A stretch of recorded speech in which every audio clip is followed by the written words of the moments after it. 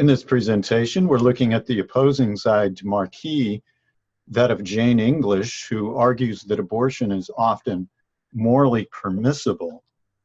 And like Marquis, though, English also agrees that the common arguments regarding abortion are problematic.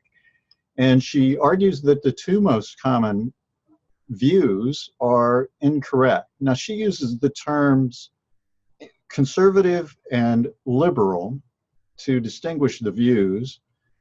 Conservative, of course, being more like the pro-life view and liberal being the pro-choice view.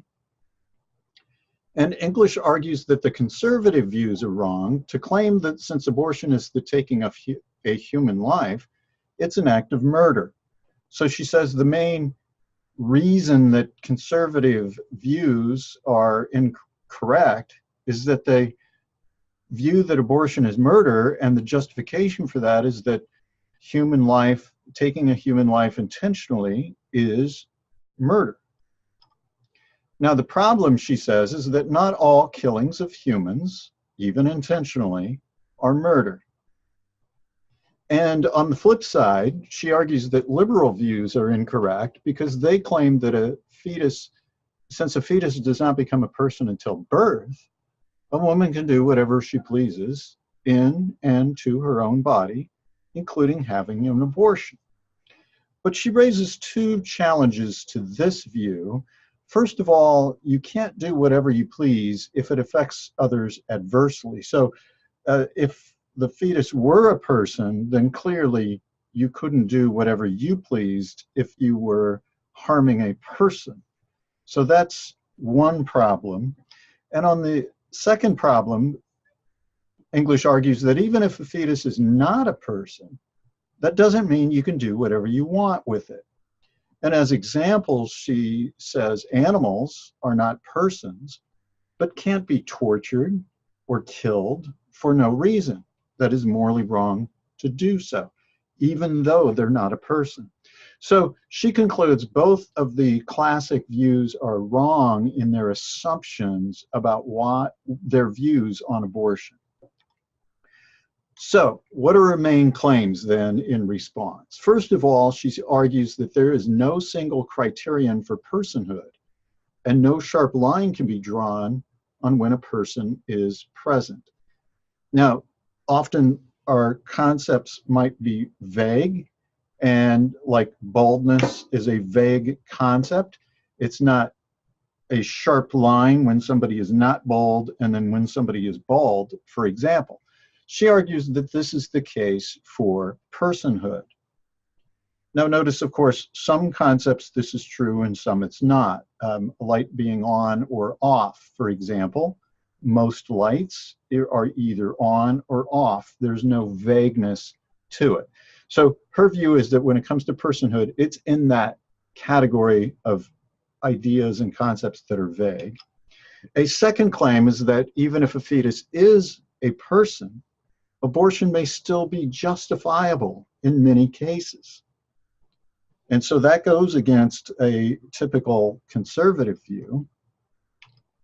And third, she argues that if a fetus is not a person, abortion may still be wrong in many cases, which would go against a liberal view.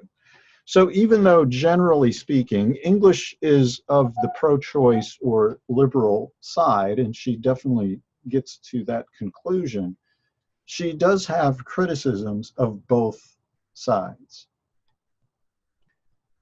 So first, let's look at the arguments for the claim that there is not a single criterion for personhood. Now, she considers some suggestions that have been made. What is it that makes something a person? So some people just point to the physical characteristics, genetic makeup, being able to breathe maybe. So a genetic makeup would be if something is a human. You might say that that's a person. Or psychological characteristics. We saw Marquis mention some of these, having sentience, that is self-awareness, awareness that one is a conscious being, being able to perceive something, or have a concept of self, the ability to use tools maybe, the ability to use language or humor that traditionally many people claim is a characteristic that only humans have. Or maybe the main focus should be on rationality, that is, having the ability to reason, to draw conclusions, to learn from past experience. Or maybe personhood is primarily something that is social, having the ability to work with others, to sympathize, to love, or to cooperate. And finally, maybe it's a legal concept that we should be emphasizing, being subject to law, having an ability to enter contracts, to have citizenship, maybe the ability to own property or the right to own property. So these are various criteria that different people have suggested that are necessary for something to be a person, or maybe sufficient. And English argues that any of the above fail taken individually.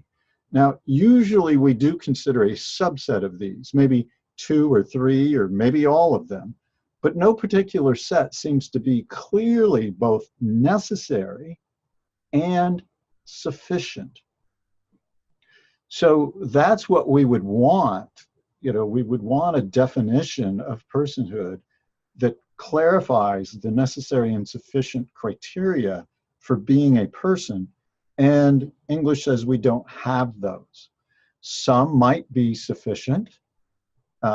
Maybe being rational might be sufficient for being a human. Some might be necessary. But there is no clear set, she argues, that is both. And certainly the fetus has some of the criteria that we listed on the previous slide, having human genetic material, for example. Certainly the fetus would lack others, having the legal status to enter into contracts, for example.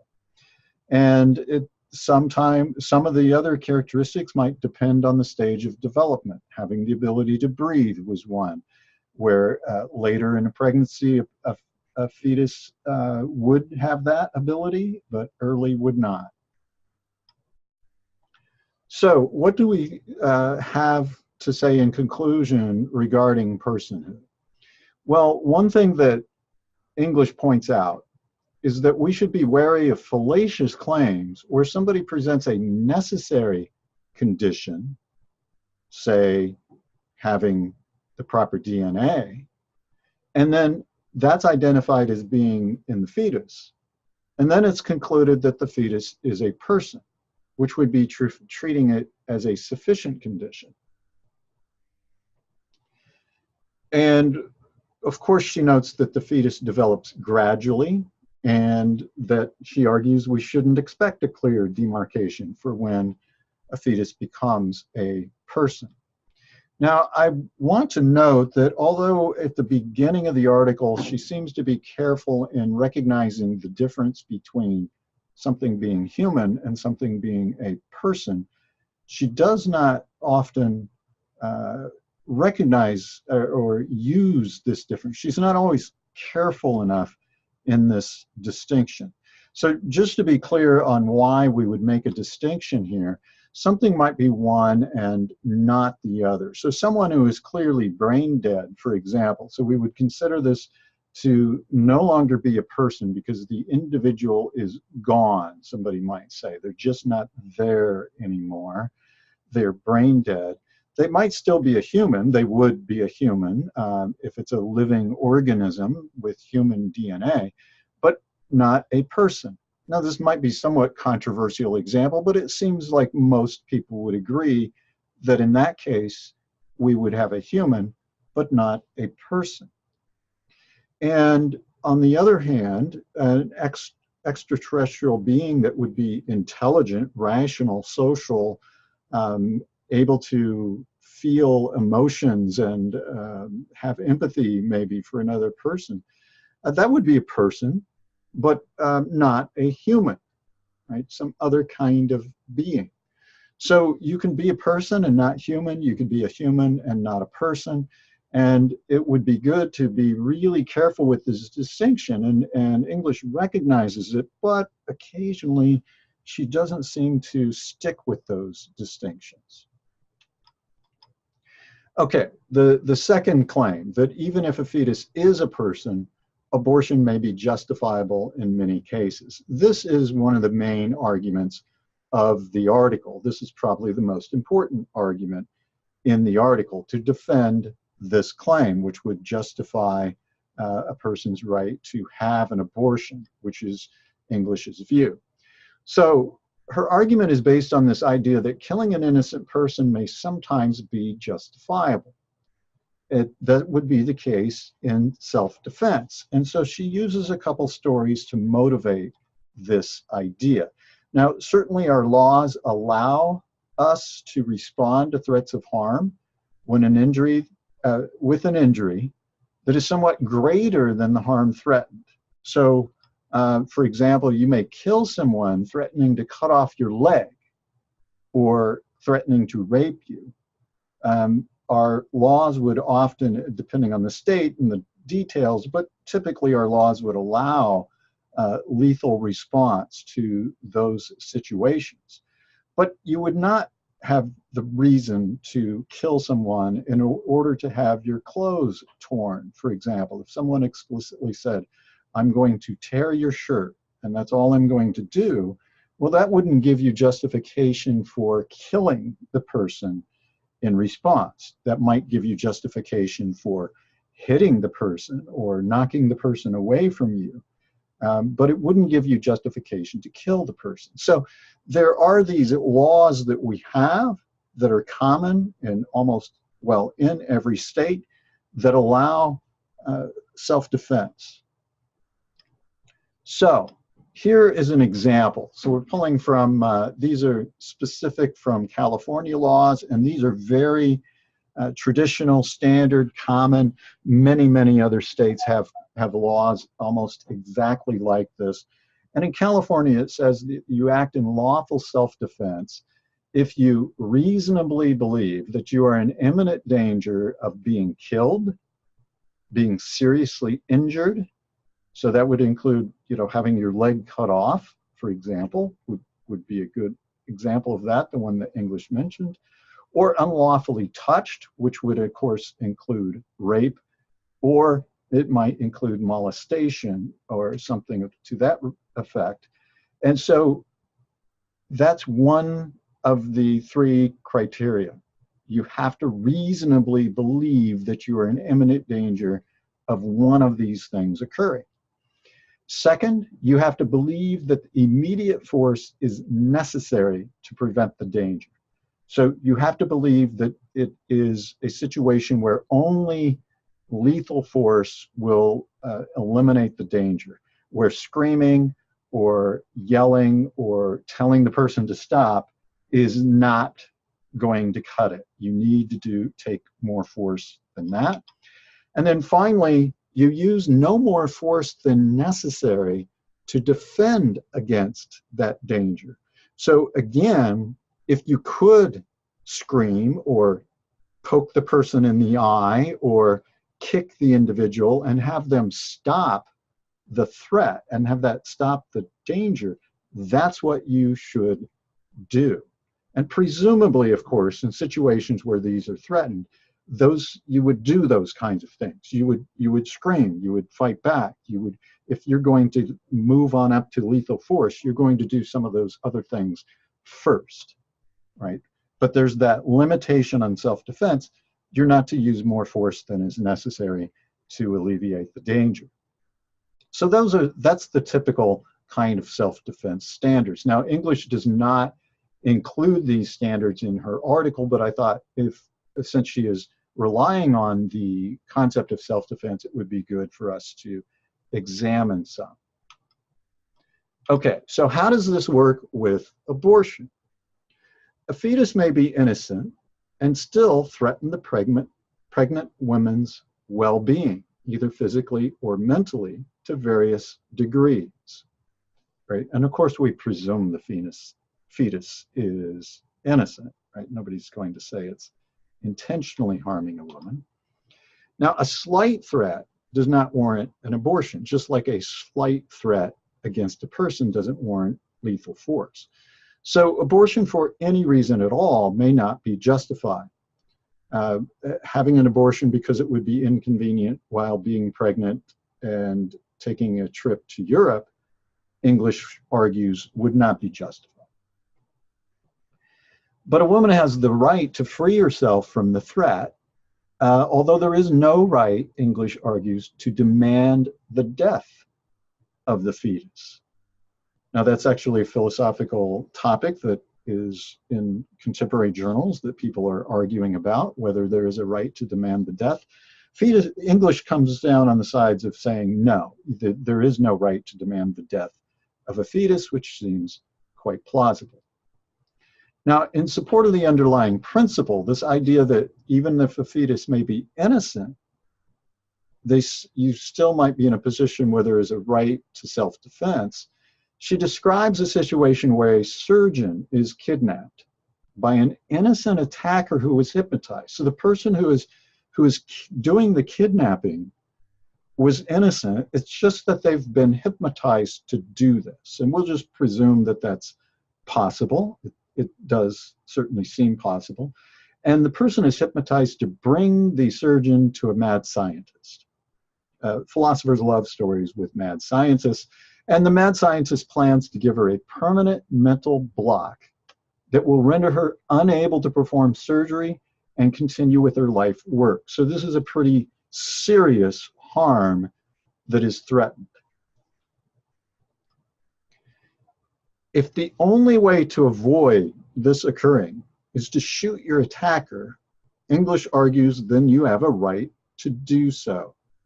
That the threat is at a level where you would have a right to shoot the attacker, even though, keep in mind, right, the attacker was innocent. They were just hypnotized to do this. They didn't plan to go out and cause you harm. And so that's a crucial point in the illustration. Just like a fetus is innocent, the attacker's innocent, but English argues if that's the only way to avoid this harm, then you have a right to shoot your attacker. Okay, so let's carry this out again and make sure that we're clear. In support of the underlying principle, English describes this surgeon kidnapped, hypnotized, mad scientist is going to give her a mental block. So she's all these things, and she's not going to be able to, the surgeon is not going to be able to continue with her life work. So if the only way to avoid this, we're reiterating this now, of course, to make sure we get the point. If the only way to avoid this is to shoot the attacker, you have a right to do so.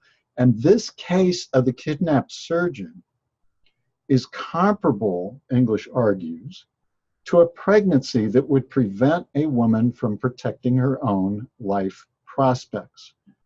An example might be someone who is in law school and has to endure long hours of studying, make sure that she's taking the boards on time so that she can become an attorney, and this is her lifelong career aim. And so being pregnant would prevent her from fulfilling this career goal of hers, and that would be a situation where her life prospects are being threatened by the pregnancy. And so English argues that even though the fetus is innocent, an abortion would be justifiable. So a couple qualifications on the analogy. So English considers potential responses to her view and responds to those. This is always a good philosophical technique to anticipate potential objections and then provide responses. So English considers a situation where the attackers, now there are plural, they only come out at night, the ones that might kidnap you and take you to the mad scientist. So you could avoid them by not going out at night. So somebody might say, well, if you go out at night and then you get kidnapped, you don't have a right to shoot the attacker to save yourself because you knew that was a danger when you went out at night. Now, she says this is analogous to those who view abstinence as the only acceptable way to avoid pregnancy. So she says this is like the pro-life side who says, well, look, if you're going to engage in sex, you know that you might become pregnant. So once you do become pregnant, you don't have a right to have an abortion, right? But she says that's too restrictive on one's life. It's too restrictive to not go out at night, and she says it's also too restrictive to expect not to have sex. Now, others say maybe you should take MACE, and that's going to be analogous to using birth control. So you go out at night, again, analogous to having sex. You use MACE, which is analogous to using birth control so that you can fend off the attacker or avoid the pregnancy. But if the MACE is not successful, then you have to succumb to the attacker. And if the method you're using for contraception fails, then you have to go through with the pregnancy. English disagrees on this point as well. And she says the self-defense model makes it clear why there's a distinction between allowing abortion and allowing infanticide, right? Many arguments for allowing abortions that say that abortions are morally permissible end up using criteria for personhood that also fail to apply to newborn infants, right? So some of the ones we mentioned, newborn infants don't have a sense of humor, don't have sympathy for other people, don't have the ability to legally engage in contracts. So if those are your criteria for personhood, by which you justify saying a fetus is not a person, you would also have to say that a newborn infant is not a person. And then it seems like that would justify infanticide. And in fact, a few philosophers have seen that implication, but gone ahead and acknowledged it and said that yes, infanticide is morally justifiable in many cases because of the arguments for abortion. Now, English is careful to point out that would not be the case because presumably the infant that is already born is no longer threatening an individual's life prospects. The infant could be given up for adoption, for example. Okay, third claim.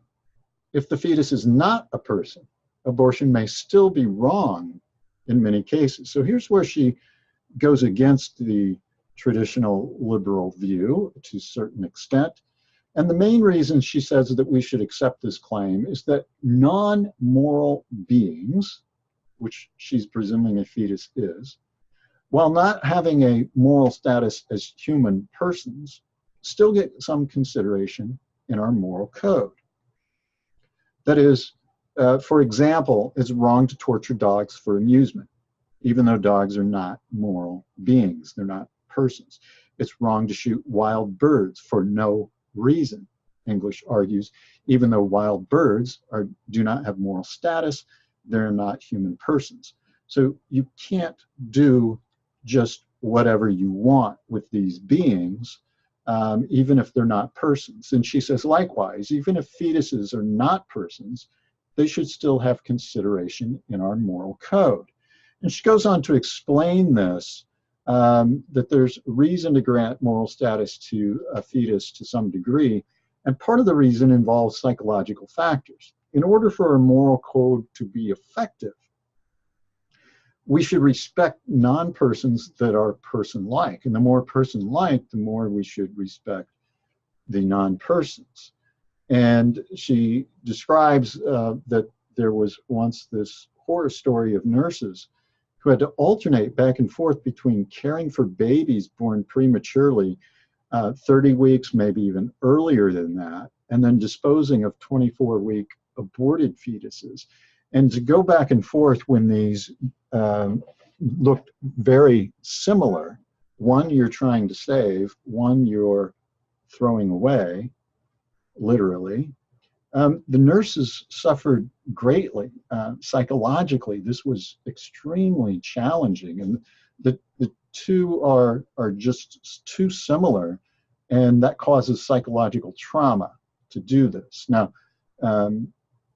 currently, those situations have been avoided, right? You wouldn't have a nurse doing both of those things. You would have one nurse who's dealing with abortion. You would have another nurse dealing with preemies. And of course, there's also this concern that there is bodily continuity between a fetus and an adult, and that also makes it reasonable to have some respect for a fetus. The fetus resembles a person in very important ways, even if it's not a person. Okay, concluding view. English sums up the view that she has by saying, look, the arguments she has, based on self-defense, justifying abortion in many cases, support a distinction like the Supreme Court made among the different trimesters.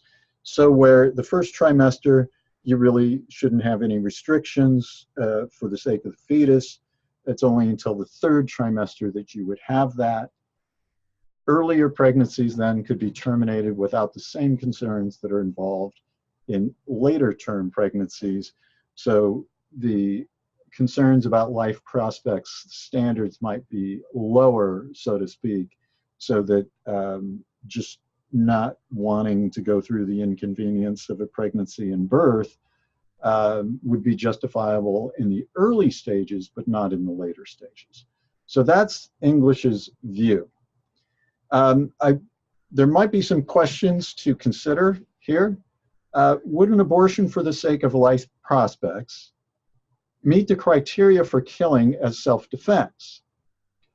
So English's argument depends on self-defense principles. Now recall what those principles included, that the laws only mention imminent danger of being killed, seriously injured, or unlawfully touched, which is usually clarified as rape or very significant molestation.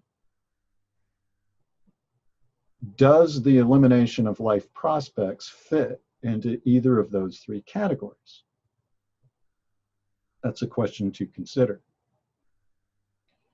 And while attempting to avoid the issue of personhood, English assumes that the fetus is not a person with moral status in the first two trimesters. If she's consistent with the Supreme Court, she does in fact assume that the fetus is not a person, right? If the fetus were a person, she would want to make it much more restrictive so that it's only those situations in which one's life prospects are seriously threatened that would justify allowing an abortion at any point during the pregnancy, right? If the fetus is a person, you would have to have those same reasons for allowing an abortion. But it seems she assumes then early in the pregnancy, she just assumes that the fetus is not a person. So that might cause a little bit of question about the permissiveness of even early abortions, early term abortions, on the justification that English provides. Those are just a couple things to ponder about her view.